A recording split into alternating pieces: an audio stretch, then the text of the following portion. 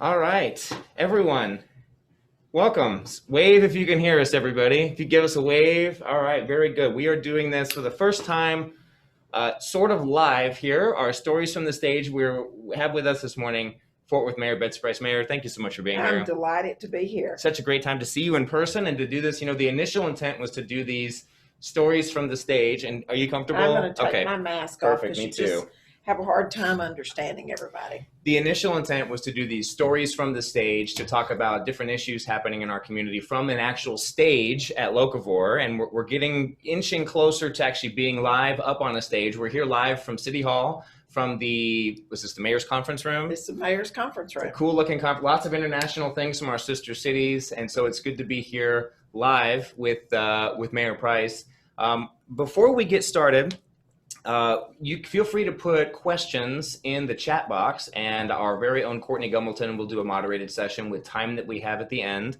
And we would just really like to thank our sponsors, and that includes our presenting sponsor, Jay Taylor, the Fort Worth Business Press, and Locavore Shared Commercial Kitchen and Event Center. So before we get started, I'd like to just have a big shout out to Sarah Caldwell. She is a partner at Jay Taylor, and would just like to introduce her to say a few words. Sarah? Hi, everybody. I'm Sarah Caldwell. I'm a tax partner with Jay Taylor.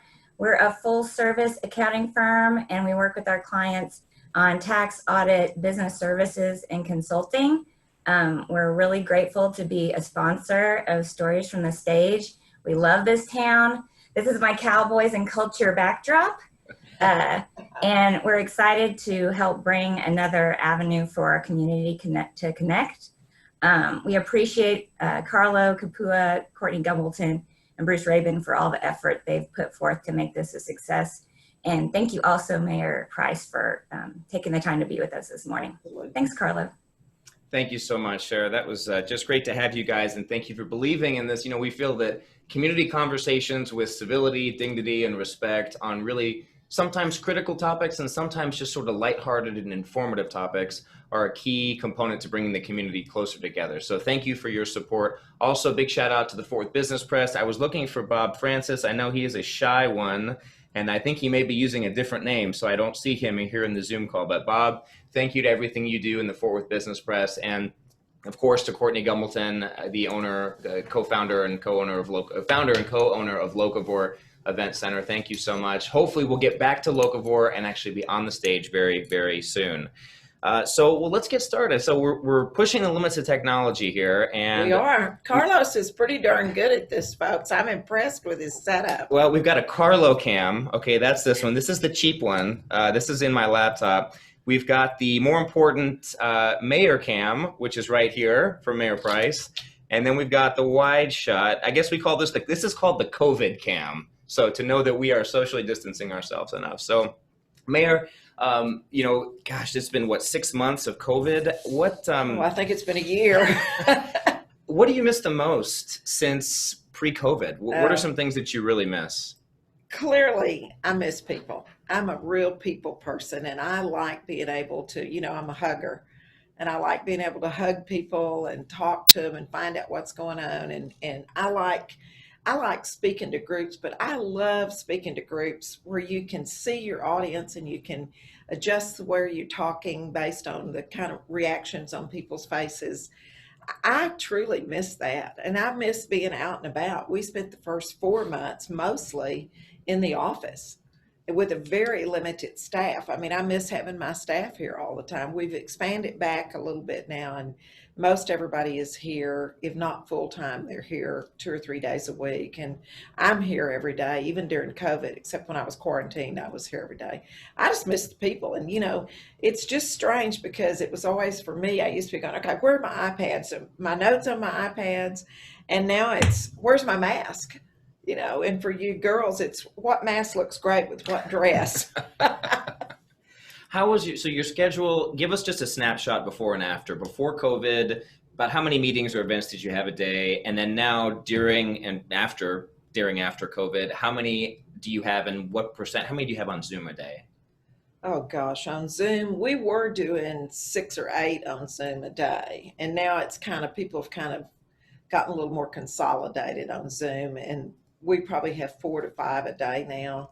Before I was working from 8 o'clock, generally sometimes 7 in the morning, till nearly always till 8 or 9 at night, and sometimes later. And now I usually work from 9 to about 6 or 7. Although yesterday I worked from 7:30 till 10 last night.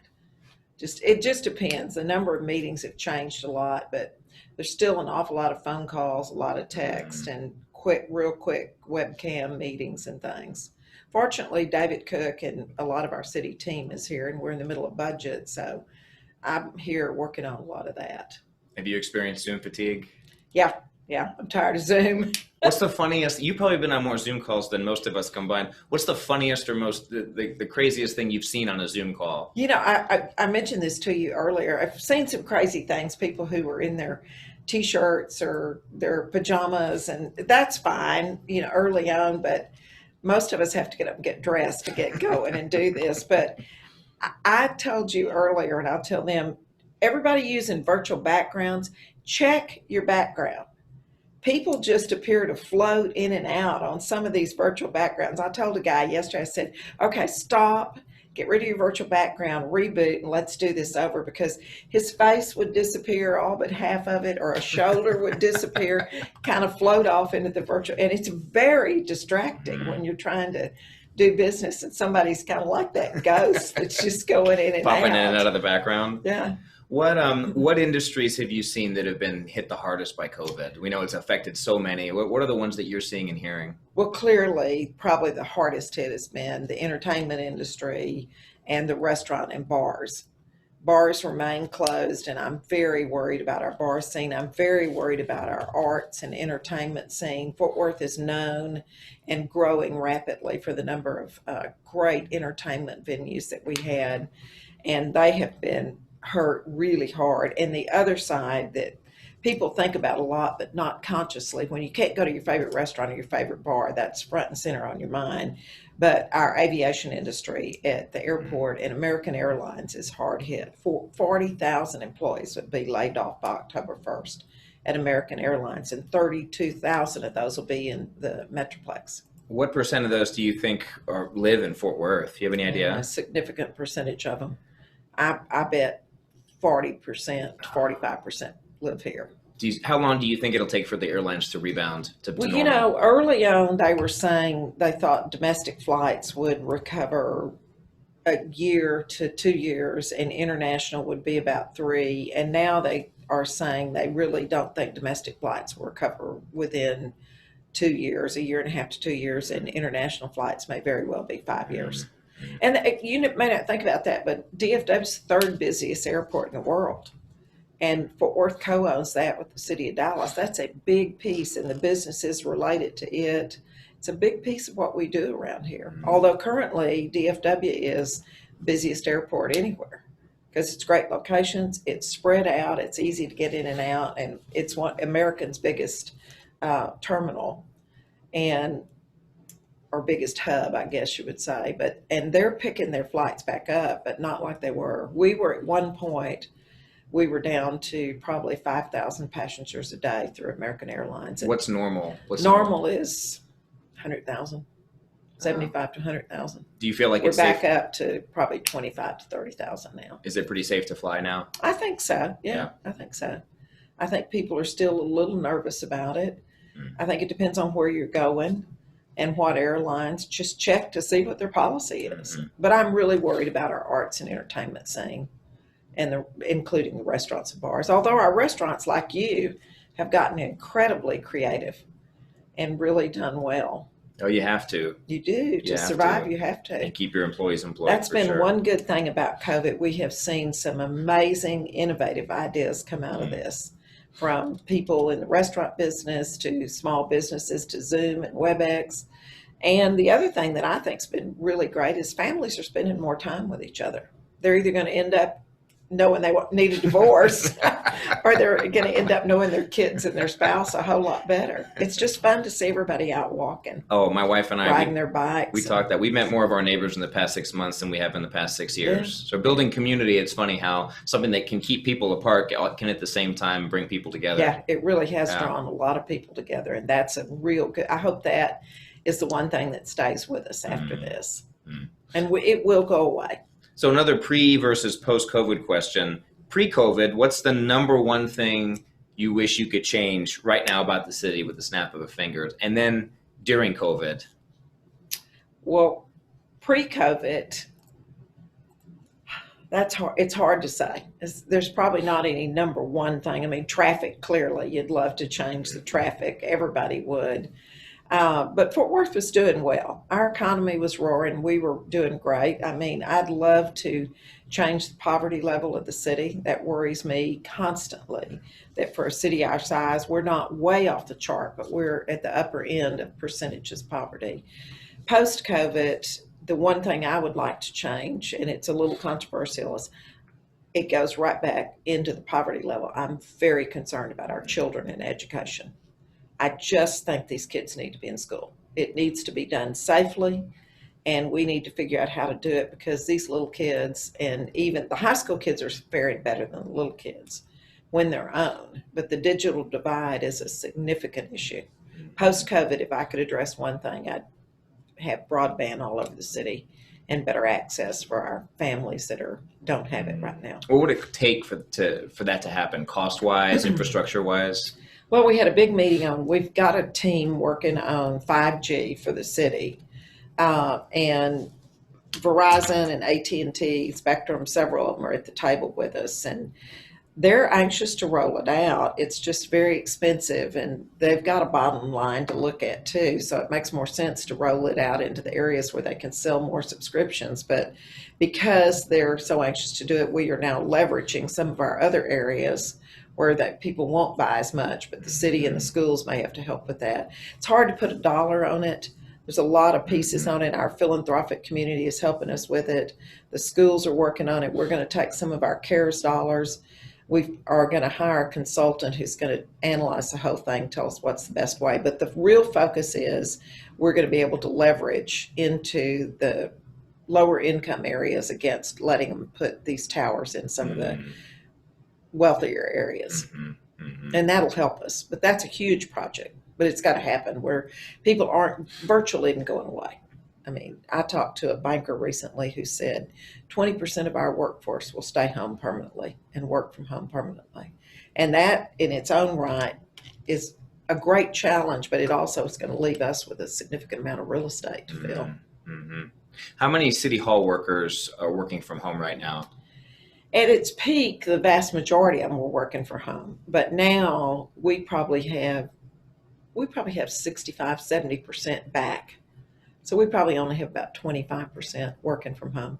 How many total workers do you have from the city that work at City Hall? Well, in this building where we are, oh gosh, there's 7,000 employees in the city total. There's probably not 500 or 600 here in our building, but the water building's across the street, and then you got police and fire at Bob Bolin and at the sectors, and you've got the maintenance center, you got our foreign hour center, you've got community centers, libraries. We're spread out we take up a lot of real estate in the city. So of those 7,000 employees, if you could trade spots with one other city employee and do their job, what would it be? You know, I'd trade spots in a heartbeat with the animal shelter people, although it'd break my heart because I'm a real animal person, but it'd be fun to be there for a few days and just snuggle with all the kittens and the puppies and love on them. My Facebook Live on Friday is from the animal shelter. Oh, We had fun filming it. It's coming out this Friday. I suppose you don't have any major allergies to animals. No. Yeah, my major allergy is I want to take them all home with me. Do you have pets at home? 3. 2 dogs and a cat. And our cat is a shelter cat that we've had about 4 years. And they are spoiled rotten. Our dogs we have a Labrador and a German short hair too. Have you been able to spend more time with Tom and with Yeah, your I family? have. Yeah. I have. That's been fun. And that's, I've been committed ever since I took office to family time anyway, because that's really the glue that holds you together and it's critical. And when I decided to run for mayor, that was one thing my family said, you can't not spend time with us. So for 10 years, Friday night's been date night. We go out either with friends or we stay home or just Tom and I go out. And Sunday is family time always. And occasionally we'll go do business on Sunday. We'll go to somebody else's church or something like that, but we're going to go to church anyway. So whether it's ours or whether we're visiting some other church, that doesn't matter. And Sunday afternoon is nearly always family time. And then one weekend a month we have a small farm in west of Weatherford. We go out there with the kids. That's fun. What are you most looking forward to after life as mayor? I don't know. I don't know when life after mayor might be. Is Tom ready for you to retire, or does he like the lifestyle? No, this was never Tom's game. When I first ran for tax assessor, Tom just shook his head and said, I'm not sure I know what to make of this, but he was 100% on board. He's always been very supportive. And then when I ran for mayor, he said, I cannot understand for the life of me why you want to do this, but I will support you in it, particularly because it was a huge cut in pay. And he was like, what do you think? A bigger increase. But he's always been there to support me. But the understanding has always been, he said, I married you for better or worse, but not for politics. And I only get him, the commitment was he'd go to things with me 2 days, maybe 3 days a week at his choosing, that he gets to choose them, unless I say it's just something I really need you for. He's very supportive and he's always there. But Tom is that quiet one behind the scenes. We're definitely the yin and the yang of it, the extrovert and the introvert. Well, I can imagine you appreciate when people are quiet. That was actually going to be my next question is, we see so much negativity on Facebook, and in that kind of world that we live in that's disassociated, disconnected, how do you react when people post negative comments about the city or about you or about the decisions? How do you handle that? I don't. I've gotten, you hate to say you've gotten thick skin, and certainly you're not insensitive to it. But if I feel secure with what we've done, and really I generally feel very comfortable with the direction the city's going and the decisions that we make. They're not always popular and everybody's not always on the same page, but there's always people on social media. There's the trolls who are always after you no matter what you do. And then there's people who don't agree with you. And if you spend your life watching those comments, you'll go crazy. Staff monitors them as a whole.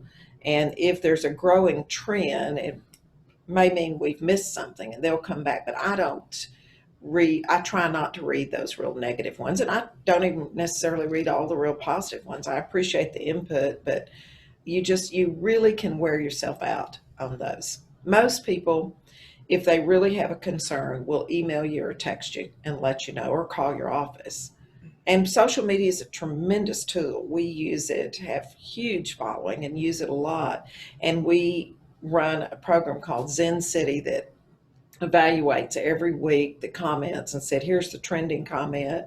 And we try to address those, and the negative ones get addressed too. But you can't make decisions based on comments that you're getting. You have to make decisions based on what you feel is right for the city with an input from every side. Mm-hmm.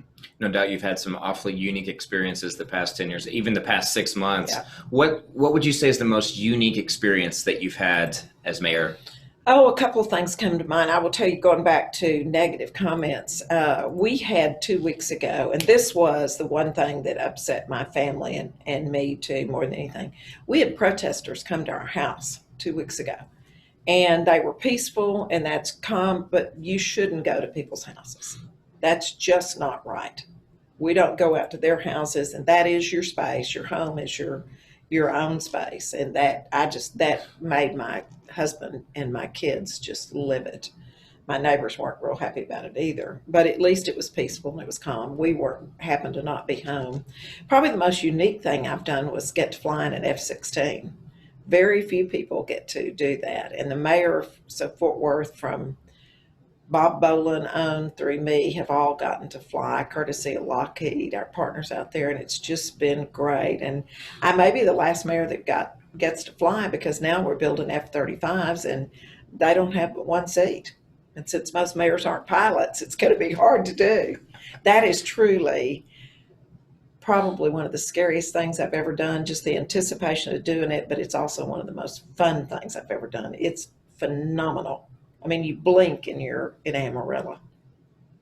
That's Incredible. remarkable. Just incredible. Well, you mentioned about protesting. So question, let's say flip side, you were a citizen, knowing what you know now, what's the best, most effective way to protest let me ask it this way, what turns elected officials off, and then what helps them listen as far as their approach when they're not happy with something? You know, protesting, this is America, and I'm proud of the fact that we can protest, but you must protest peacefully, and it can't be damaging people's property. And we've got 2 or 3 groups that are really good and bring great ideas.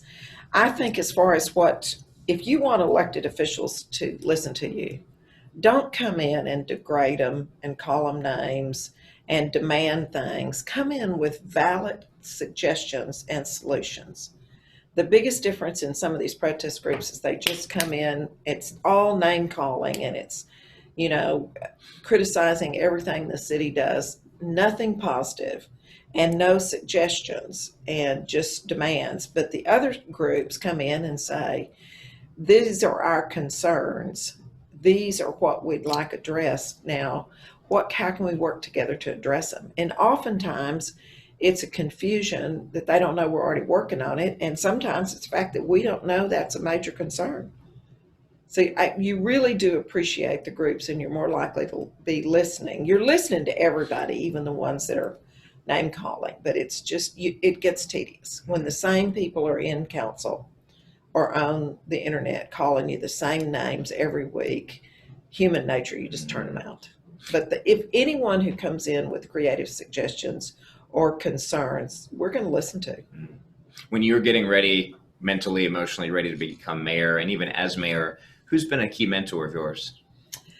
It's hard to nail one person down. I think most of us have a whole series of mentors throughout our life. And oftentimes you've got people that you're learning from that you wouldn't even necessarily say is a mentor, but they really are. When you look back at it, probably the biggest influence or the biggest mentor in my life was my mother. My mother was a woman well ahead of her time she didn't work when we were little, but then she worked and was assistant manager for my dad's business. She was incredibly, incredibly smart. She was a Mensa member and very graceful and very genteel, but very strong-willed, very quietly. I mean, and her favorite phrase was just kill them with kindness. Kindness and empathy are the way to get things done. And she probably was the biggest mentor and influencer. And then throughout the years, there's been other people that I've learned a jillion things from. What makes a good mentor? I think it's different for everybody. I think a lot of people nowadays are hung up on, I got to have a mentor. I got to have somebody that's mentoring me. And I don't think that's the case. I think you've got to find somebody that you admire the way they carry themselves, as my grandmother would have said.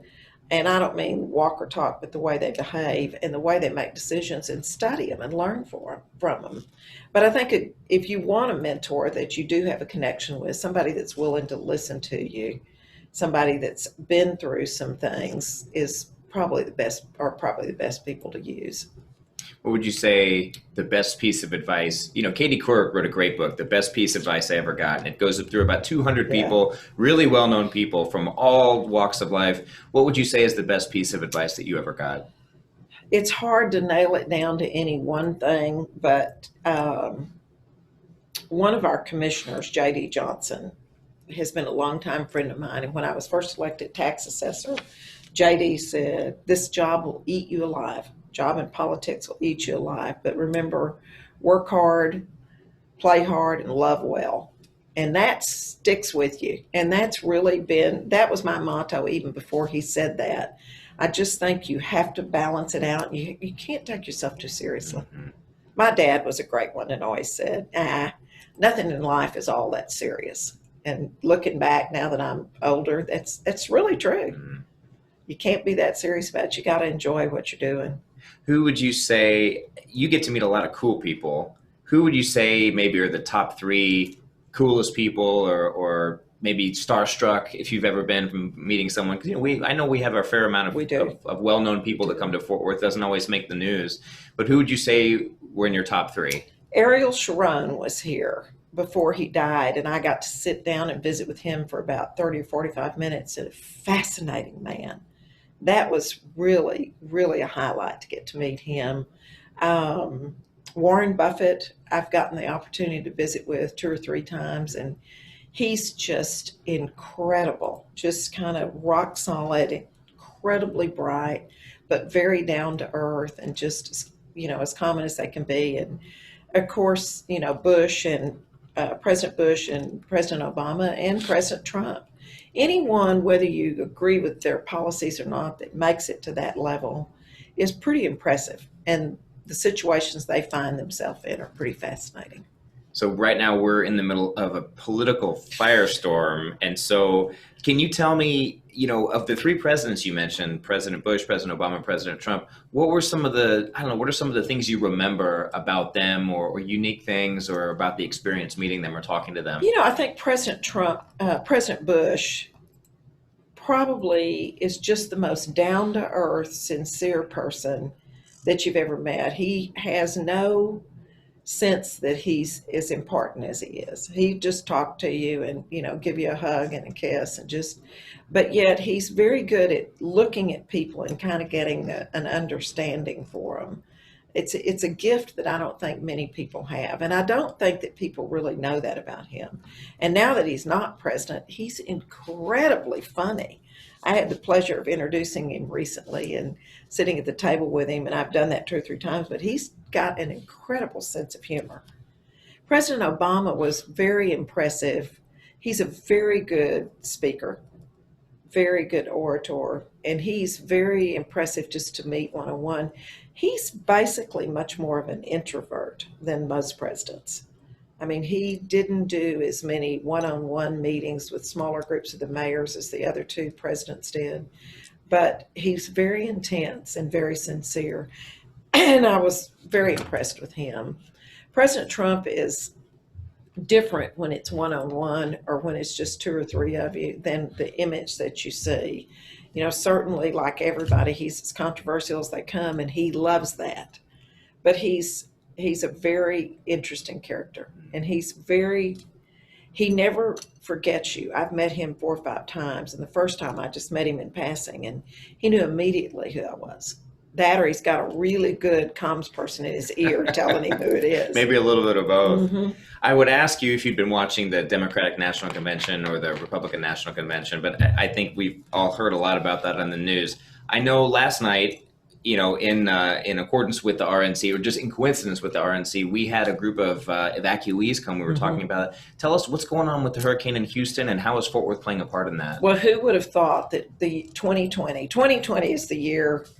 I'm not sure what to make of 2020. The sooner it goes away, the better, I think. Somebody said, this is the year. One of my friends said, I'm not having a birthday this year. I will not waste a year of my birth life on 2020. And I thought she's probably right.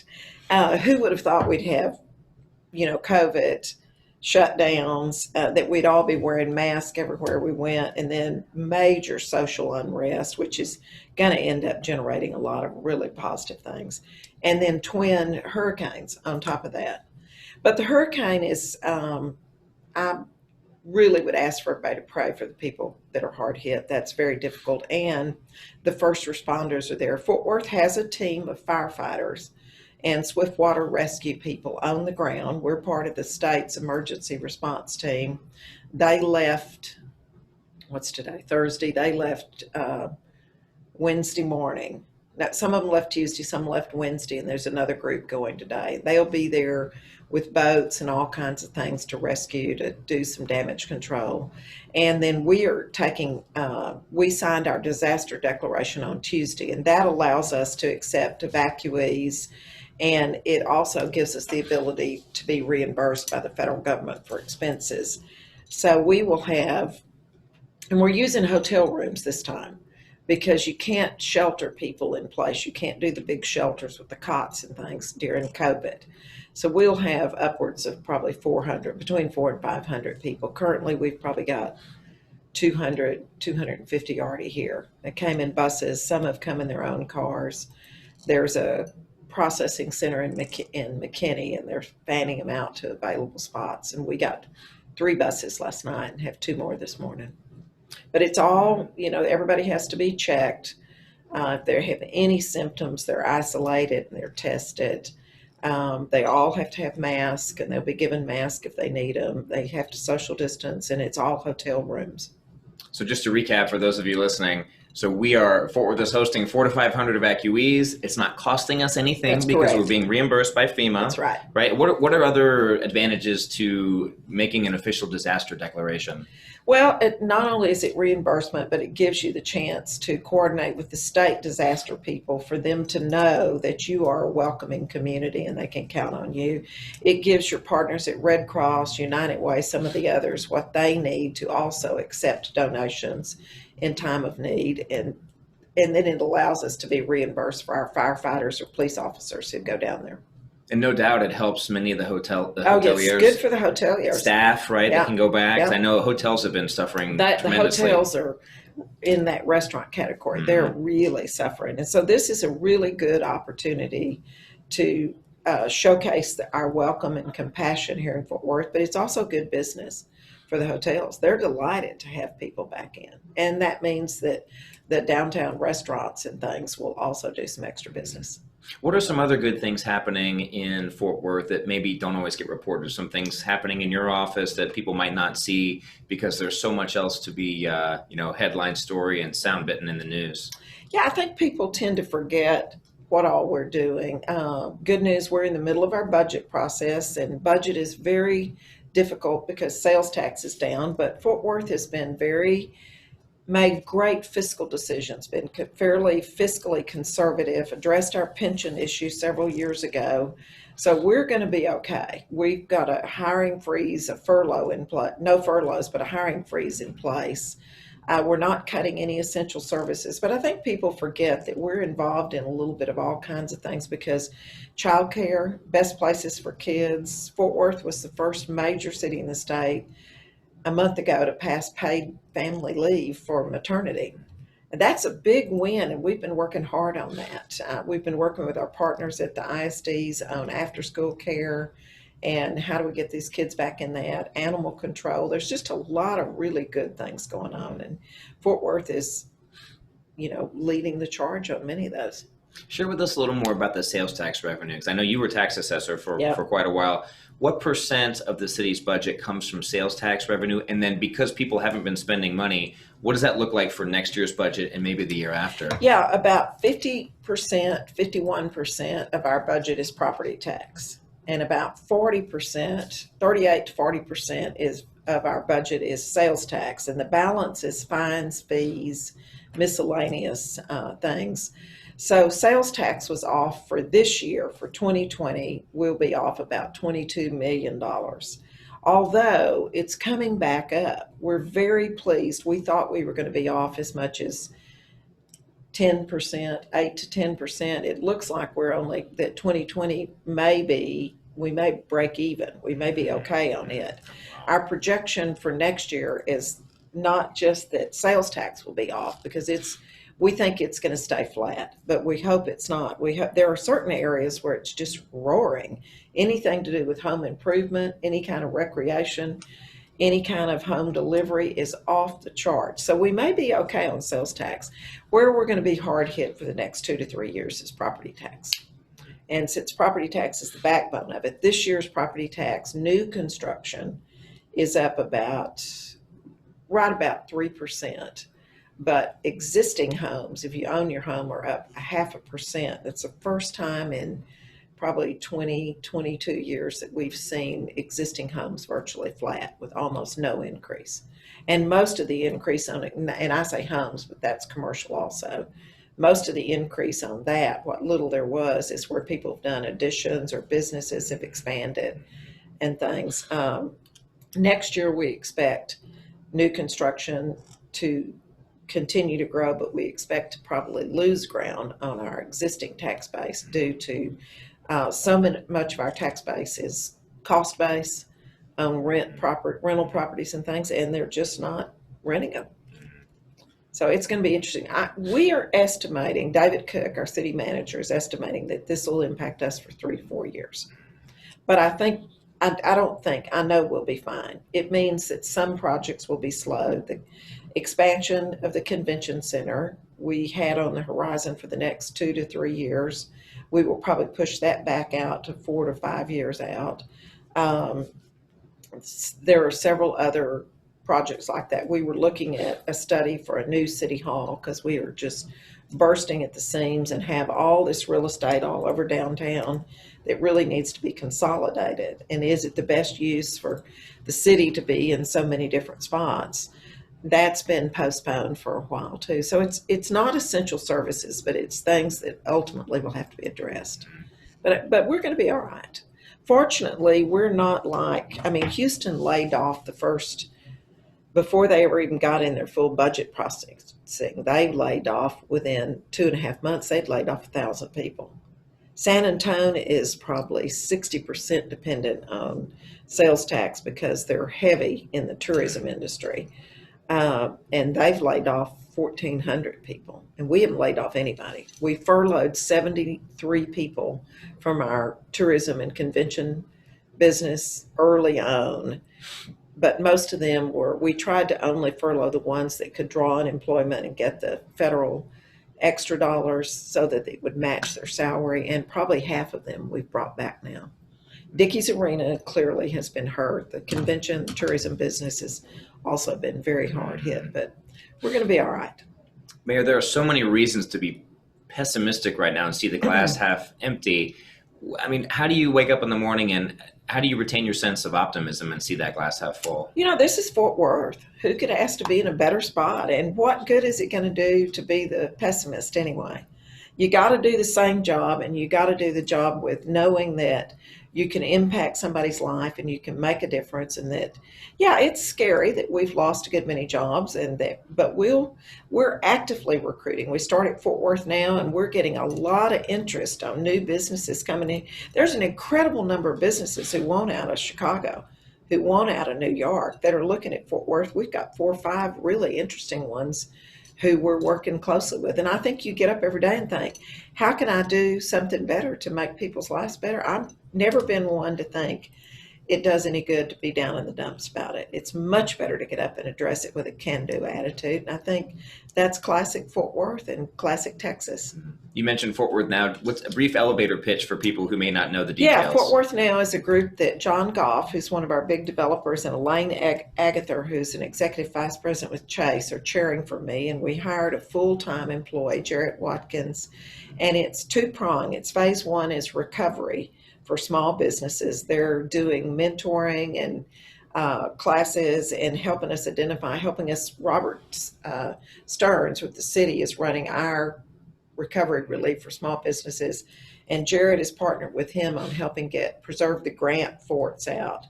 And part of what Fort Worth Now is doing is helping businesses who don't know maybe how to do their profit and loss statement, what to do, where to look for relief. We're helping them with that. I mean, we did first mask giveaways and PPE, and we've done a lot, but the other focus it's running at the same time is, how do we grow the city? How do we recover the jobs we've lost? How do we get new businesses in here? What are 4 or 5 industries? And so we've focused the top 23 CEOs in the city, and this is the top man or woman in the industries we've identified, and because they're the ones who serve on boards nationwide, who will be talking to somebody, and they may say, we're looking to move, and they can say, how about Fort Worth? Here's what we've got. And then they run it by us in the chamber. Brandon and Chris and them at the chamber are working closely with us. So it's a really strong approach to help us recover, but also grow this city. Well, and I'm very excited about it. It takes a full team effort. And I saw Councilwoman Anzeta, thank you. I know you're on the call. Thank you for posting in the chat box the the Fort Worth Now, feel free to click on that. It'll take you to a separate link and learn more about what we're doing here and what the mayor and council are doing here in the city to attract more talent and businesses to come to our great city. Mayor, one more question. It's FWTX. FWTXnow.org. Yeah. Okay, perfect. One more question, and then I see we've got a couple questions in the chat box. So last question on my end. If you look back 10 years ago and see the Mayor Betsy Price in 2010, what piece of advice would you give that brand new mayor? Probably patience, that you can't change everything overnight. I mean, I think most of us come in thinking, I'm going to change this now.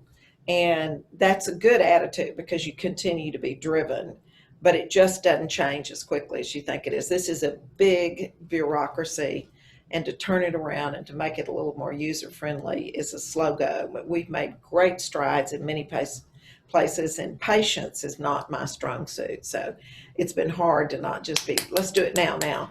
And I was gung-ho at first. I'm still gung-ho about it. But I think if I had to do it all over again, I'd say, okay, slower, steady steps here and get narrow focus on certain things. So just to follow up, what's the one thing you've accomplished that you're most proud of during your term as mayor? Oh, there are several, but clearly one of them, as you know well, is Steer Fort Worth and where they're going. The other piece is Read Fort Worth and Fitworth. Those three initiatives I'm incredibly proud of, and Blue Zones. I think coming out of COVID, the fact that this community has worked on its health and is ready to identify where our pockets of community downfalls are health-wise, and the fact that people are out exercising is really going to be a big factor for us. It's a good selling tool, but also as a nation, I talked to a physician from the AMA recently who said this country has to come to terms with the fact that we have not taken very good care of ourselves. We've relied on doctors. And if you look at the comorbidity factors that are killing people with COVID, oftentimes it's lifestyle and environment induced. And some of it has to do with poverty.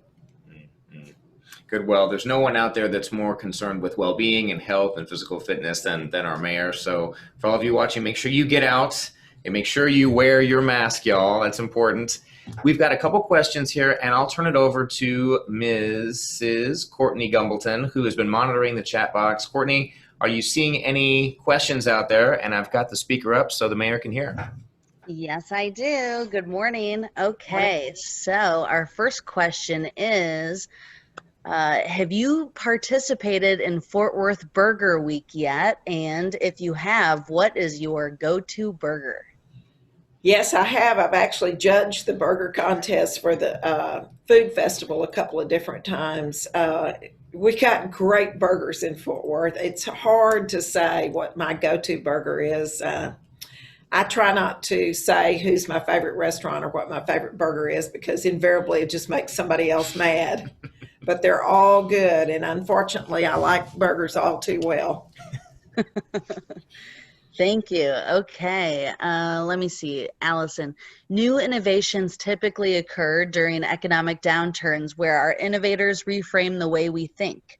Should Fort Worth, our political figures, focus on our local think tanks like Tech Fort Worth in an effort to support the local community and reimagine the way that they do work?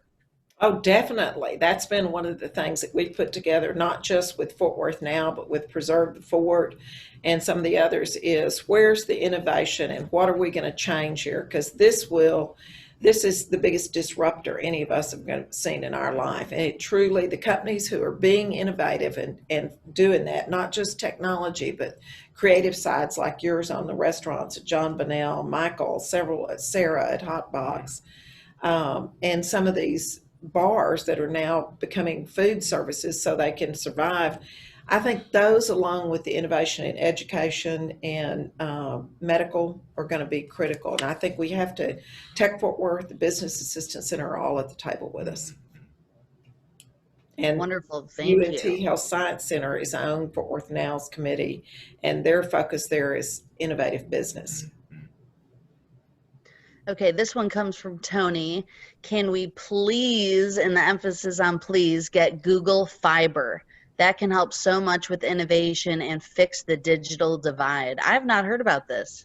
Yeah, Google Fiber. We're just getting into looking at Google Fiber along with the committee I mentioned earlier that's working on 5G. we're not working just on 5G, but that's the quickest thing to address it. We're also looking at Google Fiber and some of the other resources that are out there. But some of that's a little bit longer term play. All right, Tony, it's on its way. It might be a little while, but it's coming. It's being Okay. looked at, let's say that. Okay, this one is from Ratana. I hope I'm saying that correctly. It says, thank you, Mayor, for bringing the Appointments Project to Fort Worth. What can we do to help make this successful? Well, help spread the word and go to the training sessions. If you're not familiar with the Appointments Project, my friend Sly James, who was the former mayor in Kansas City, and his chief of staff started this. The idea is to identify more women, particularly minority women, but all women, to serve on boards and commissions. Surprisingly, the city of Fort Worth has 322 seats on boards and commissions and task force, and less than a third of them, about 30%, are women. And we need very diverse people serving at the city to advise us. And the Appointments Project, Fort Worth, the second city after Kansas City to roll this out. It's a series of training classes, because women oftentimes say, well, I don't think I could do that. I'm not sure I've got the qualifications. I'm not sure I know how much time it'd take. What can I do? So men tend to say, yeah, I'll do it. I'll just jump in and do it. And so we want women to come to the table, and this is a training program for them. So go to appointmentsproject.org if you want to learn more about it. Thank you. And a friendly note from Councilwoman Zeta that the website is fwtxnow.com. I think we talked about it maybe being .org, but she just wanted to be clear it's .com for those who need it.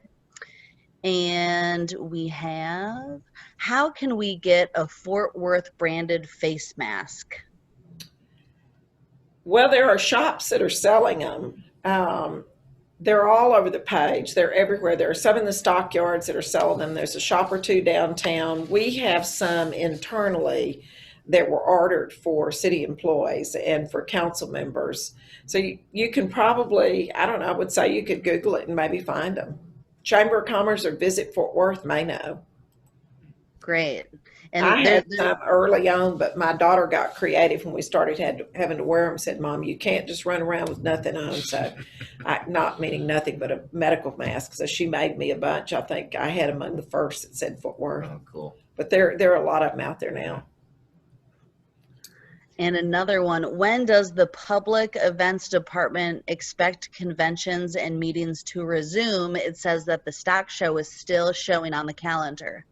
Yeah, the stock show is still a go as of right now. I would expect they'll make a decision on it sometime mid-fall, but I don't know for sure. They want to wait as late as humanly possible because we really want to have the stock show and rodeo.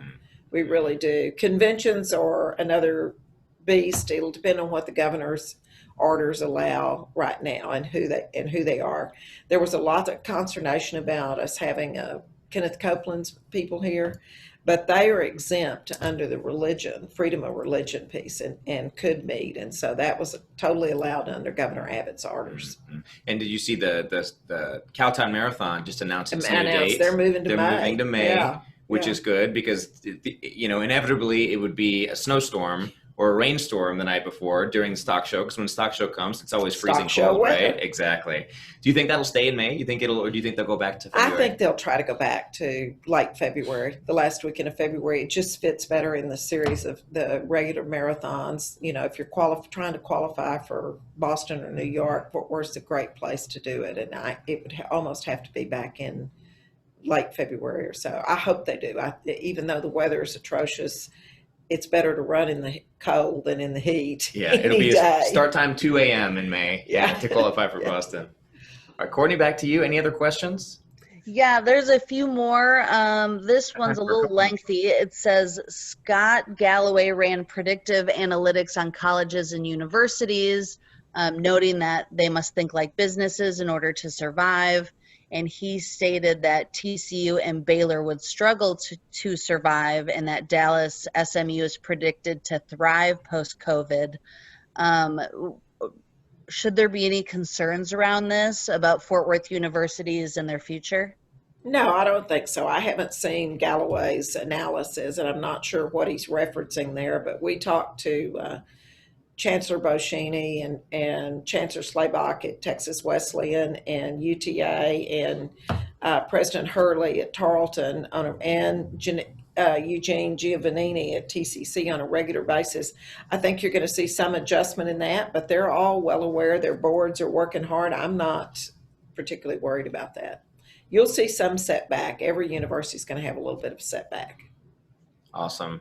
Well, Courtney, I think we'll That's it for us. That was the last question. wrap it there too. One thing we've noticed is that with all these back-to-back Zoom calls, you don't take the time to walk to your car and drive to your next appointment and have that moment to exhale. Now it's just back to back to back. And Mayor, I'm sure that you are back to, I know you have an 11 o'clock, so we'll give you a few minutes to breathe. Thank you. I appreciate that. Thanks so much for joining us. Thank you to Sarah and Jay Taylor for being our presenting sponsor. Thanks to Bob Francis and the Fort Worth Business Press for our media sponsor. Thanks to Courtney and Locavore for being our stage sponsor. Hopefully we'll get back to normal in person soon.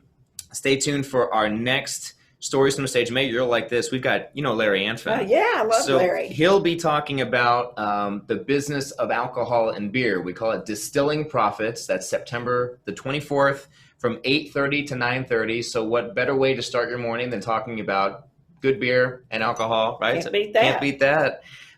Thank you again to our sponsors. Thank you to City Hall for letting us sort of raid your room here. And Mayor, again, thank you for your determination, your leadership, and your optimism, especially during this very uncertain time here in history. We appreciate you being here. It's my honor to serve, and we got great citizens here who support us, so that's fabulous. Awesome. Thanks, everybody on Facebook watching. We'll see you soon. Thank you.